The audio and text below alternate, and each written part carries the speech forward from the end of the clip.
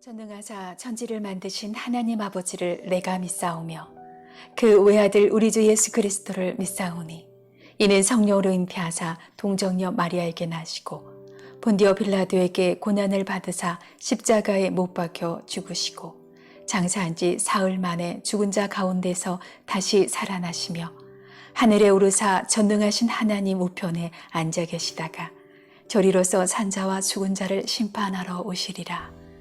성령을 믿사오며 거룩한 공예와 성도가 서로 교통하는 것과 죄를 사하여 주시는 것과 몸이 다시 사는 것과 영원히 사는 것을 믿사옵나이다. 아멘. 하나님 나를 만지소서. 상하고 깨어져 지친 나를 새롭게 하소서.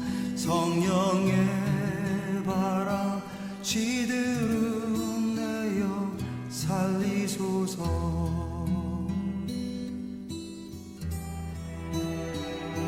성령 하나님 이 땅 고치소서. 죄악의 어둠 속 헤매는 우리 태워주소서. 성령의 불로 세상 헛된 맘 태우소서.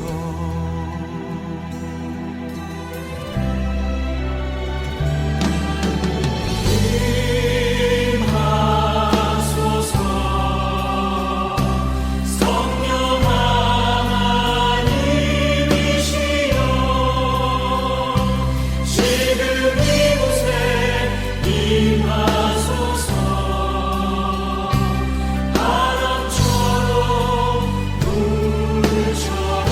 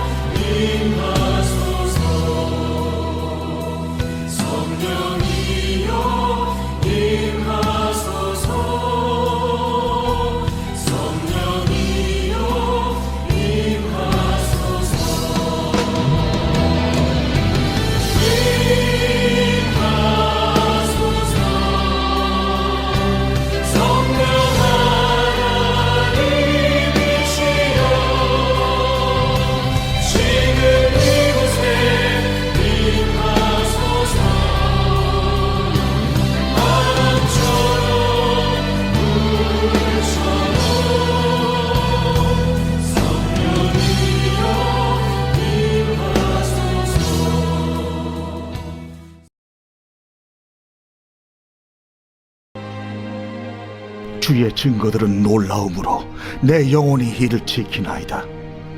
주의 말씀을 열면 빛이 비치어 우둔한 사람들을 깨닫게 하나이다. 내가 주의 계명들을 사모함으로 내가 입을 열고 헐떡였나이다. 주의 이름을 사랑하는 자들에게 베푸시던 대로 내게 돌이키사 내게 은혜를 베푸소서.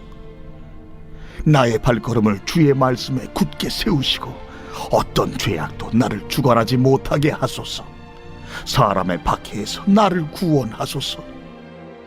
그리하시면 내가 주의 법도들을 지키리이다. 주의 얼굴을 주의 종에게 비추시고 주의 윤례로 나를 가르치소서. 그들이 주의 법을 지키지 아니하므로 내 눈물이 시냇물같이 흐르나이다. 여호와여, 주는 의로우시고 주의 판단은 옳으니이다.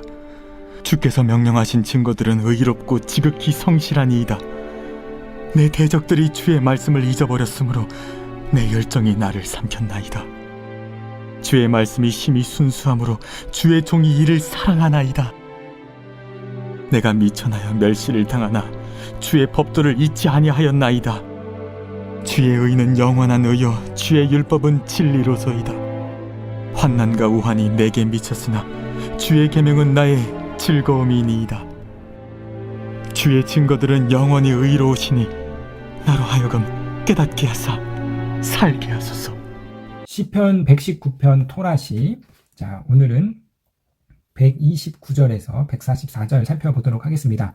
129절에서 136절 이 단락은 우둔한 자를 깨닫게 하는 말씀인데요. 자, 130절 보시겠는데, 주의 말씀을 열면 빛이 비치어 우둔한 사람들을 깨닫게 하나이다.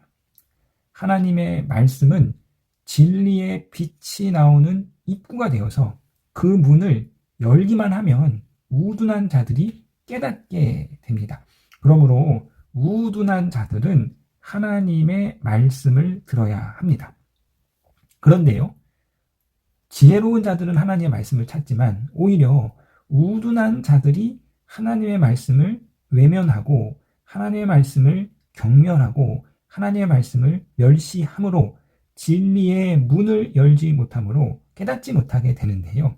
자, 왜 우둔한 자들이 하나님의 말씀의 문을 열지 않는가? 그것은 바로 자신의 우둔함을 모르기 때문입니다.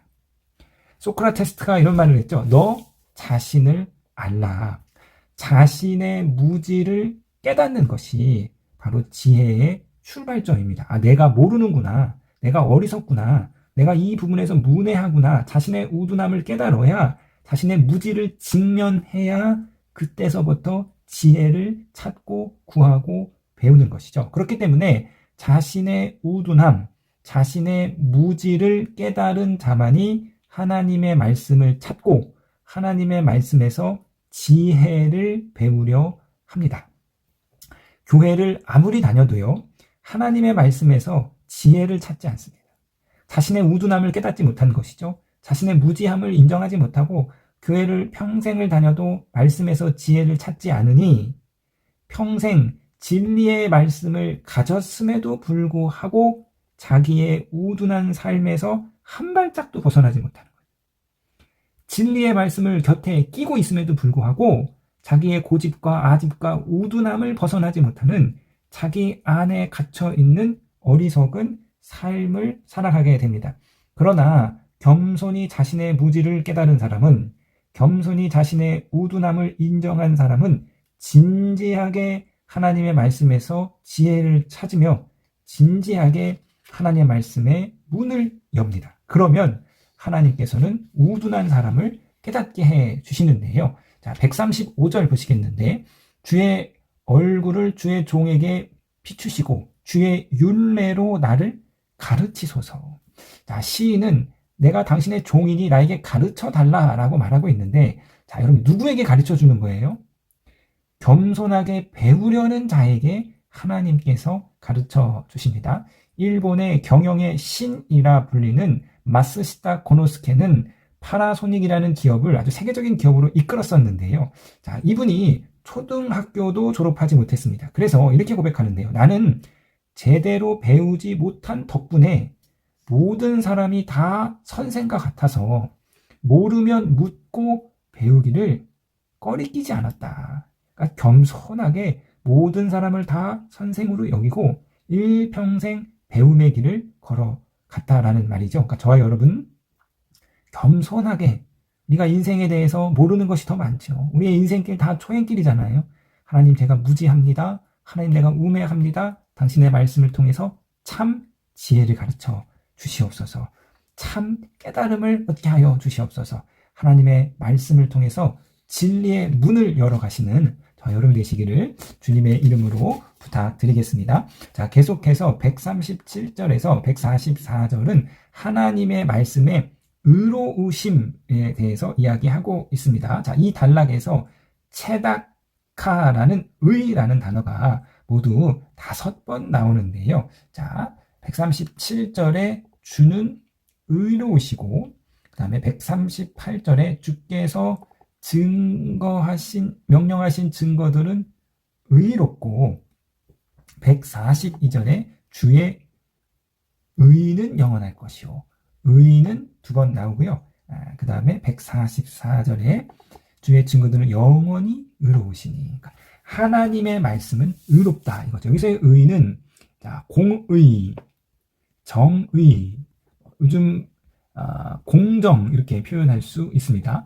자, 이 공의와 대비되는 그 관념이 이제 자비죠. 자비와 공의는 서로 대립되는 개념으로 볼 수 있는데 하나님께서는 온전히 의로우시고 또 하나님께서는 온전히 자비하신 분입니다. 그러니까 이 공의와 정의라는 것은 옳고 그름을 분명히 하는 것이죠. 야, 이것은 옳고 이것은 잘못됐어. 옳고 그름을 명확히 하는 것이 바로 이 공의인데, 이 공의라는 것이 이것은 맞고 이것은 틀려 라는 이 공의라는 것이 생각만큼 쉽지 않습니다. 내 입장에서 볼 때 이거는 맞는 것 같은데 또 반대편 입장에서 볼 때는 틀리단 말이에요.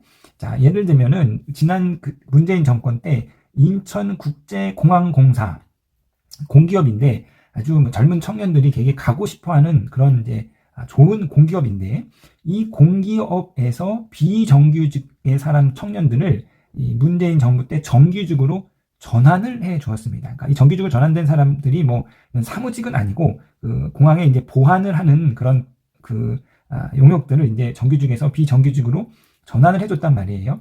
그 뉴스를 제가 보면서 잘했다. 청년들 뭐 취업도 어렵고 어려운 이 비정규직이 정규직 해주면 참 잘했다. 저는 그렇게 생각을 했는데 그런데 다른 입장에서 보니 이 인천국제공항공사에 들어가려고 취업을 열심히 준비하고 있는 또 다른 청년들의 입장에서 볼 때 뭐야? 나는 이렇게 열심히 공부해서 준비하는데 그냥 뭐 비정규직을 정규직으로 이렇게 해줘? 이거 공정하지 않다.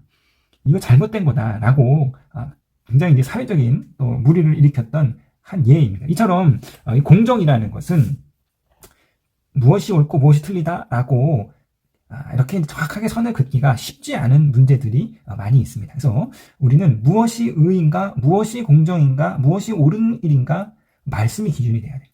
말씀 안에 우리가 공의를 찾을 수 있고 정의를 찾을 수 있는데요. 사실 쉽지 않은 문제지만 우리가 말씀을 오래 깊게 말씀의 사람이 됨으로써 하나님이 말하시는 공의가 무엇인지, 세상이 말하는 공의가 아니라 하나님이 요구하시는 공의가 무엇인지를 우리가 말씀을 통해서 깨달을 수 있습니다. 자, 이스라엘 왕에게 하나님께서 권력을 위임하신 이유 중에 하나는 왕이 공의를 행하기 위함입니다. 그러니까 하나님께서 왕에게 힘을 주시고 네가 가진 그 힘으로 너는 사리사욕을 채우는 것이 아니라 너의 유익을 구하는 것이 아니라 그 힘으로 하나님의 말씀에 따른 공의를 행하라. 자, 그래서 이 예레미야 같은 예언서를 볼 때 왕이 행하는 공의는 무엇이냐? 바로 사회의 약자로 대변되는 고아와 과부의 편을 들어주가가 아니라 고아와 과부, 사회적인 약자의 권리를 회복시켜주라. 사회적인 약자 편을 사회적 일부러 그들을 더 잘해주라가 아니라 사회적인 약자로 인해서 빼앗겨버렸던 많은 권리들이 있는데 응당 누려야 할 권리들을 누리지 못하는 것을 왕이 네가 가진 권력과 힘을 가지고 그들의 권리를 지켜주라. 그래서 하나님께서 왕에게 공의를 요구하십니다. 하나님께서 왕에게 권력을 위임하시고 공의를 요구하시지요. 자, 우리가 이처럼 하나님이 요구하시는 공의를 행하면 그 결과는요, 우리를 칭찬해주고 우리를 환영해주고 지지해주는 사람 있겠지만, 그러나 반드시 핍박이 옵니다. 불의한 자들에게. 우리가 공의함으로 자신의 기득권을 잃어버리고 자신이 누렸던 특권을 빼앗기는 자들에게 핍박이 오는데요. 그래서 자, 141절입니다. 내가 미천하여 멸시를 당하나 주의 법도를 잊지 아니하였나이다. 143절에 환난과 우환이 내게 미쳤으나 주의 계명은 나의 즐거움이니이다. 멸시를 당하고 환난이 있으나 그럼에도 불구하고 나는 의로운 하나님의 말씀을 지키겠습니다. 잊지 않겠습니다. 의를 행하겠습니다. 라고 말하고 있습니다. 자, 어느 목사님께서 이렇게 말씀하시더라고요. 성도들의 삶의 목적은 행복이 아니다. 세상 사람들은 다 행복을 추구하며 살지만 성도의 목적은 행복이 아니라 성도의 삶의 목적은 거룩이다. 성도가 추구해야 하는 것은 거룩이라는 것이죠. 그래서 이 레위기 살펴보았습니다. 내가 거룩하니 너희도 거룩하라. 이게 레위기의 핵심 문구이죠. 주제죠. 거룩하라. 그러니까 성도가 추구해야 할 것은 행복이 아니라 거룩이다. 자, 거룩. 우리가 레위기에서 살펴보았지만 거룩 안에 공의가 들어있습니다. 공의한 삶을 사는 것, 공의를 행하는 것, 그것이 바로 거룩한 삶을 살아가는 것이죠. 사랑하는 성도님 여러분, 하나님의 말씀은 공의롭고 의롭습니다. 이 하나님의 말씀에서 정말 하나님의 공의, 하나님이 행하시고자 하는 의가 무엇인지를 깨달아서 공의의 삶, 거룩의 삶을 살아가시는 저와 여러분 되시기를 주님의 이름으로 부탁드리겠습니다.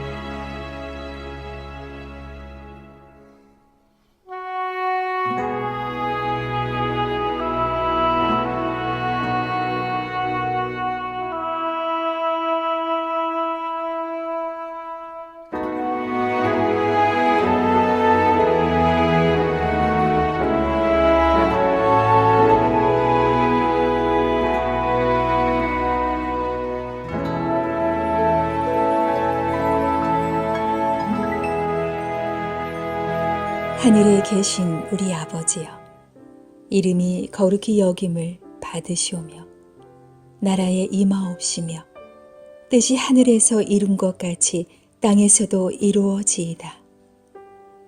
오늘날 우리에게 일용할 양식을 주옵시고 우리가 우리에게 죄 지은 자를 사하여 준 것 같이 우리 죄를 사하여 주옵시고 우리를 시험에 들게 하지 마옵시고 다만 악에서 구하옵소서. 대개 나라와 권세와 영광이 아버지께 영원히 있사옵나이다. 아멘.